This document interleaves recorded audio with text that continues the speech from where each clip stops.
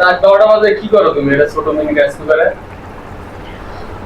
আরে আমার ঝাল ঝাল মাংস কষা খাইতে ইচ্ছা করতেছিল, তো আমি এই মিনি রাইস কুকারে বসাই দিছি। দেখো কি সুন্দর কালার আসছে এটারে।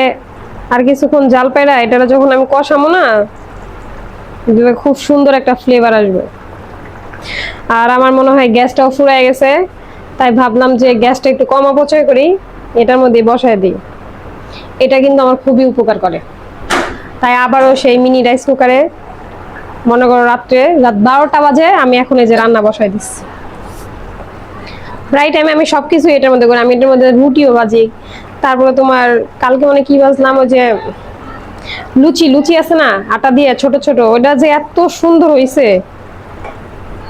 আর এখন মাংস কষাইতেছি, আর কিছুক্ষণ পরে মনে হয় এটা কষানো হয়ে যাবে, একটা সুন্দর একটা ফ্লেভার বের হইব। দেখো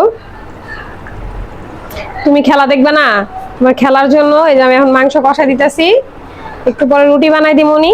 ওই বৈশা বৈশা মাংস কষা আর রুটি দিয়ে বসে বসে খেলা দেখবে, তোমার ফ্রান্সের খেলা দেখো।